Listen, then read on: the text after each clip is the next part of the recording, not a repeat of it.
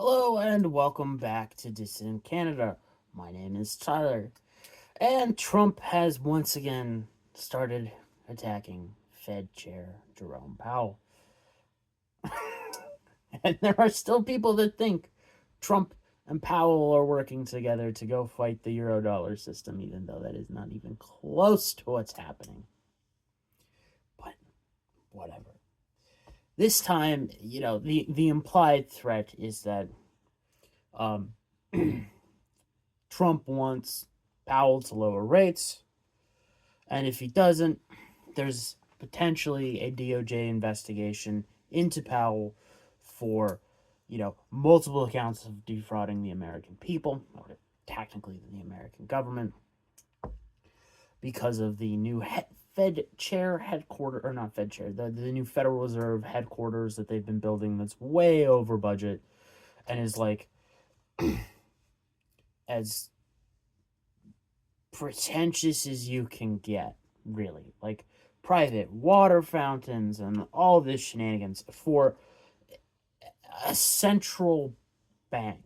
All right, like it's just way too over the top and in the face. Trump should have just immediately went to war with Powell and for that BS and just lock him up on fraud charges. Like, let's be real. But like Trump lives in this delusional world that most people live in, that like lower rates are stimulus. That's not how the real world works, all right? Like it's this misrepresentation that like the central banks of the world actually control local economies. And to a certain extent, that is kind of true because your local central banks are usually um, some form of regulatory authority over banks, at the very least. They can pick winners and losers. I will say that. But, like, to say that they control the entire system is ridiculous. Absolutely ridiculous. All right? Uh, it truly is. Like, even if you just look at through the Fed's perspective, listen to the way they speak. All right? Especially when you go through like a recessionary environment like now, you can very easily tell that they are lying their asses off. It's really easy to say. Um, because like if you listen to them, they'll be talking about market conditions and leading to deterioration in the labor market. We're thinking about rate cuts and this will be stimulus and we'll do rounds of QE and this will all help. And like when you really listen to them, like the point they are trying to make without saying it, because central banks are just a propaganda machine at this point. Like that's all they do for the most part is propaganda, that they are the monetary authority, that they control everything. Um because they really can't exert control. And the reason is, like, again, if you listen to what they say, they're saying jobs and incomes, like specifically now, all right? Jobs and incomes are not keeping up. And somehow that has to do with them. I don't know. Like, if you look through the conventional wisdom, it's like, well, they kept rates too high, so money wasn't flowing. But if you just look at how the economy responds when rates are higher, all right? As long as the underlying real economy, so jobs and incomes are flowing correctly, and you can see this more or less prior to the 60s and 70s. But even in the 60s and 70s, money was still flowing more correctly than it was now. Like, um, higher rates mean banks get better margins on their loans. So they don't have to be as discerning. So money flows better. Uh, like the restrictions on who gets a loan, who qualifies for a loan, with no government backstop, grows larger with rates going higher. Rates go lower, or are you know lower than, say, banks would like them to be for, but it's not even what, because like the interest rate policy is based on the bond market. Let's be real, all right? So if you look at the U.S. yield curve, or at your local yield curve, right? Your local central bank is going to set either the minimum or even like a target range. So, Federal Reserve has Fed funds rate, which is like a spectrum. All right, it's like a 25 basis point spread, something like that. I think at this point. But if you look at the bond market, it doesn't fit into that narrow band of range. It's You've got the long end of the curve right now going up. Um, when rates were higher than they are now, you had the yield curve completely fucking inverted for like 2 years. So the long end of the curve was below Fed funds, and the curve looked like this instead of like this, which is this is more healthy. This is, but saying this is more healthy, it's a time frame thing. Because if you go from this to this, all of a sudden, or even relatively fast, uh, that is a signal of doom. But anyways, like um, bond market controls interest rates to such a degree that was it Greenspan or Bernanke came out after their tenure as Fed chair, all right, and was talking about his term doing interest rate policy. Um, and he just openly admitted, yeah, I was just chasing what the 2-year Treasury yield was doing. Like I was 3 months behind it, but that's what I was chasing. That's how I was doing it. So interest rates, yet again, are controlled by the bond market. All right, banks do have an influence too because they buy the ever living hell out of bonds. But again, controlled by the bond market. And just to make it clear, lower rates are not freaking stimulus because the margin of error on a 3% loan that goes south is much more consequential than a 20% loan that goes south, because when someone is like, when you have rates being forced low in the bond market, it's because banks don't feel comfortable. They get all the financial data in the world. They see your spending habits. Okay? They see you're not spending. They see the economy slowing down. That's why they get gun shy. And they go into the bond market and heavily buy bonds and stay there.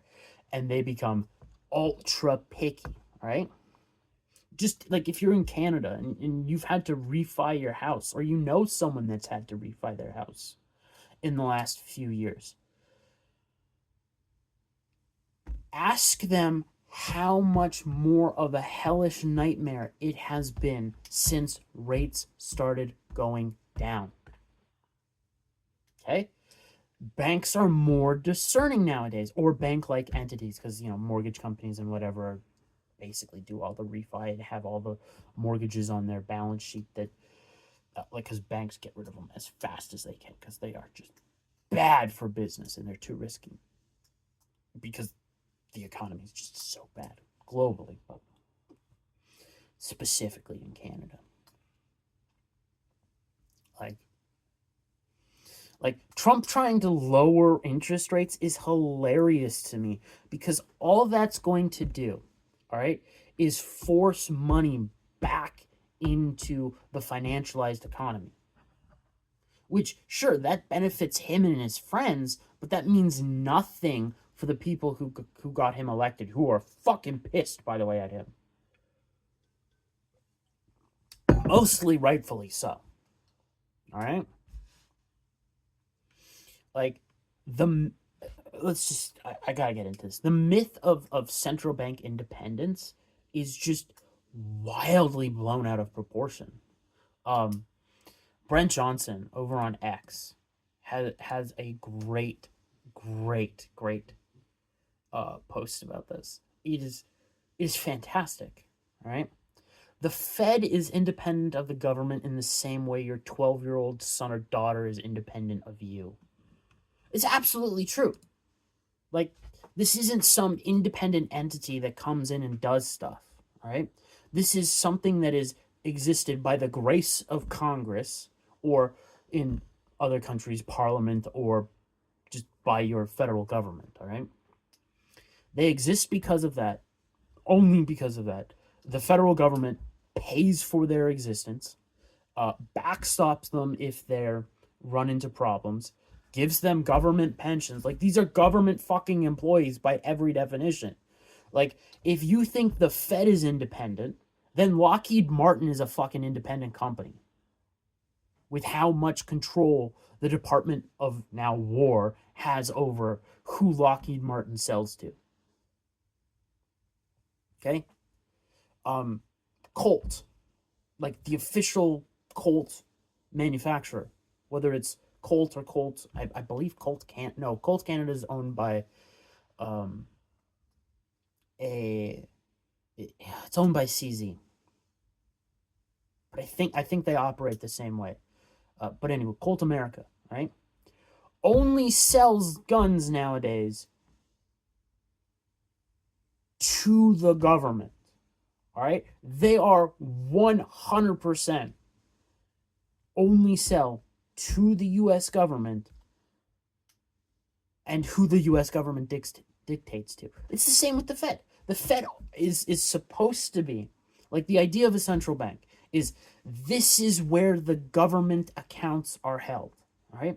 Now, in practice, they do a lot more than just that. Like, they have repo operations, they have credit swap lines, all this important stuff. But it is not independent. It is dictated by federal law of what they can and cannot do. Okay?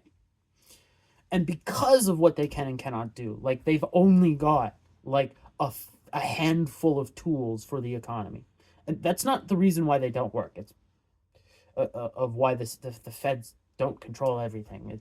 It's literally because you're trying to attempt to control a banking cartel that can go outside of your jurisdiction and do whatever the hell it wants. But again, the Fed is held to, like, since, let's say, Volcker, all right?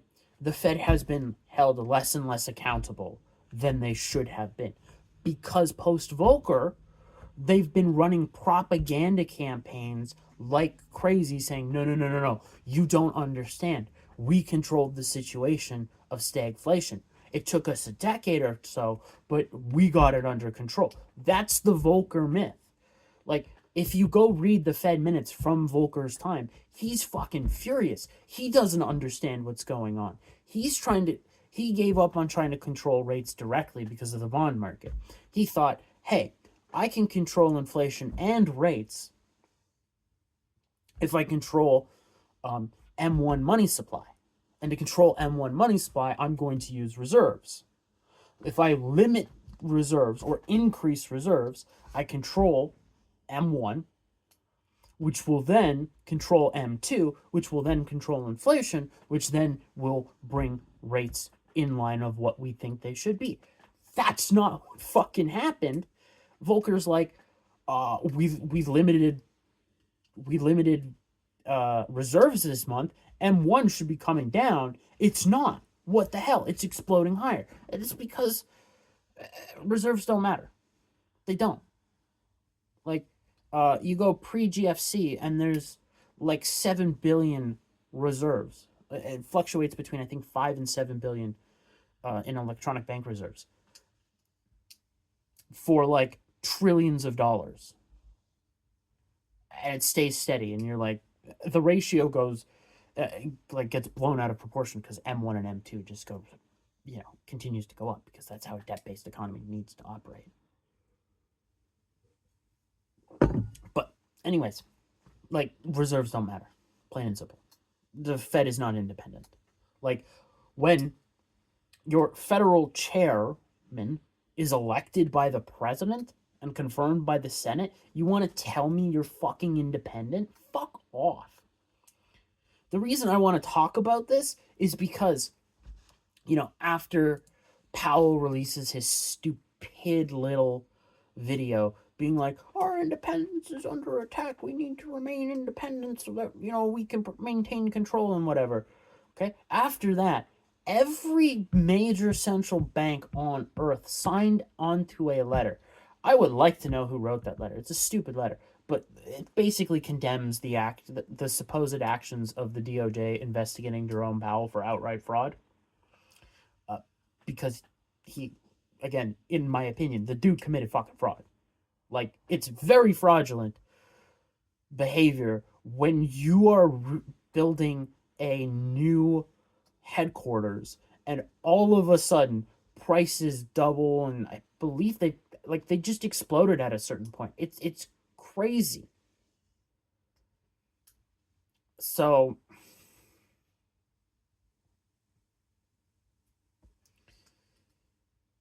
it's just, but like, the reason why all the other central bankers are jumping on board is to maintain this cover, all right, and belief and propaganda that in fact, central banks need to remain independent. We have to be unaccountable to most people, because it's totally okay to have, the people that supposedly run the economy be completely independent and unaccountable to anybody. That's a great idea. Like, but no, it's so that they can continue their propaganda. Because, like, think about this. All right. Sunday, Powell releases his video plea. All right. Monday morning, we almost hit a all-time high on the S&P 500. Today, as of recording, we're down quite a bit today from that, like almost 100 points, but that's got nothing to do with this. This is you get spikes and pullbacks. We'll see what we end at the end of the week, and we'll continue the trend, because like the trend is what matters most. Like the 1 month trend, we're still quite up. I don't think we go too much farther down before we get a reversal and back up, but things could happen. Like if you look at the 6 month, it's pretty good. The year is amazing on the S&P. The 5 year, again, amazing. The all time looks, again, it doesn't look big. It doesn't look that bad. But anyways, like, that's kind of why I want to talk about this, is like just the pure propaganda out of these pricks who think they control everything.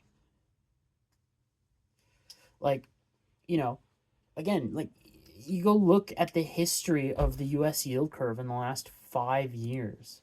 What is it? It's like usyieldcurve.com. Just go what the yield curve is now, and then just pick a date from months ago or years ago, like 2 or 3 years ago, and then you'll see today's band of Fed funds, and you'll see whatever dates band of Fed funds, and you'll see what the yield curve looks like, and you'll see just clear and simple that they have no control over that whatsoever. And like, you just look at the economy. I would say look at COVID for like inflation data, but like you get this false positive in 21 to 22 of you have economic shortfall in production that leads to spikes in prices, and that gets wrapped up in inflation, and people are like, oh, money printing, and it's not really. Like, if you look at GFC, all right, and you look at all ultra low rates throughout the 2010s, okay, like historically ultra low rates, and you look at CPI data. I know it's not the best, but if you just look at CPI data, it's not like you're clearly in a band of disinflation, where in the inflation numbers, the rate has just steady stated. Like there's no correlation.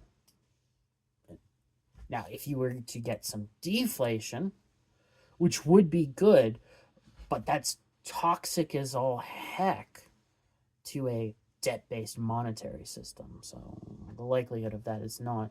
What you have to hope for and try to get policy-wise is reflation in jobs and incomes, which is extremely hard to do because of the nature of how government works.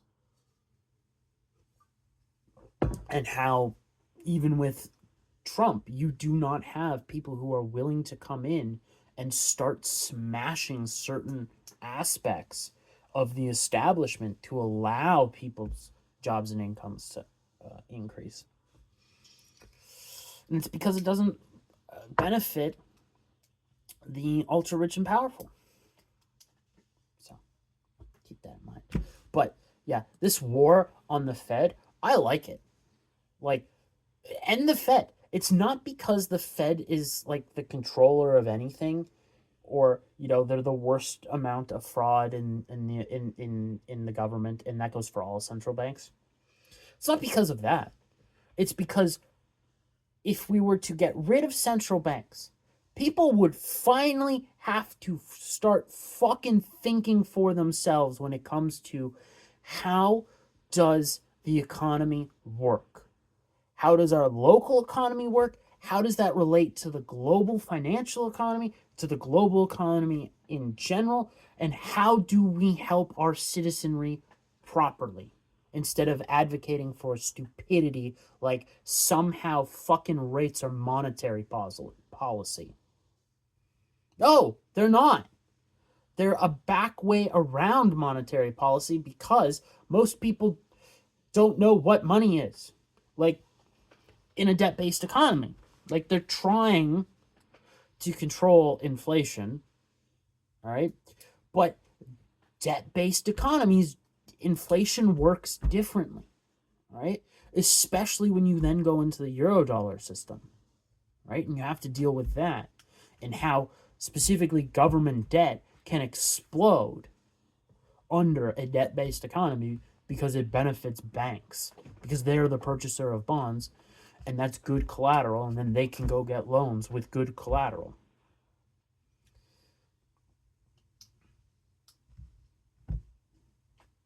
Yeah.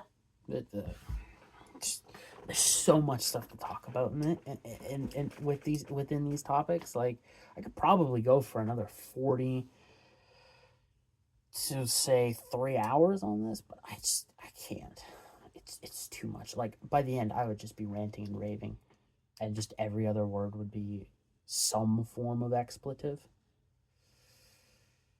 But I thought I'd talk about it because it's kind of interesting, and I'm waiting for like something to happen in Canada that I want to talk about, because I just don't really see much other than retreading stuff. Like, this isn't new, but like Francois Legault, I mean, this is new. Francois Legault resigns in Quebec. He is no longer the premier. And that's likely has impact on the separatists in Quebec and Alberta. But like, my opinions of that hasn't changed, and there's no real newestness there. It looks, then what else would I would talk about? Like, well, it looks more and more like regime change in Iran is back on the table, or strikes in Iran, which is going to kill Trump's midterms, which is going to kill 2028, so on and so forth. Again, nothing there has really changed yet. Like, we'd have to see. There's probably in the next, again, couple weeks, maybe a month and a half. I guess that's a couple weeks too, but like, say maybe a couple months. There's going to be probably some more resignations from the Liberal MPs, by elections, all that shenanigans. Potential of election, which again, I still have it at 50-50. Nothing really interesting there. Greenland stuff, eh, it's more of the same. Trump doesn't really have the political will to excise Greenland. Um, he'll probably make a deal, but like he's gonna get distracted with something else, and it'll go by the wayside. You know, like that's just what's been happening. Like every good policy position that Trump has been making, either on the domestic or foreign policy front, has been subverted for him. Maybe I talk about that. I don't know. We'll see what tomorrow brings. Anyways, have a good day. See you tomorrow with, I don't know, whatever I can think of.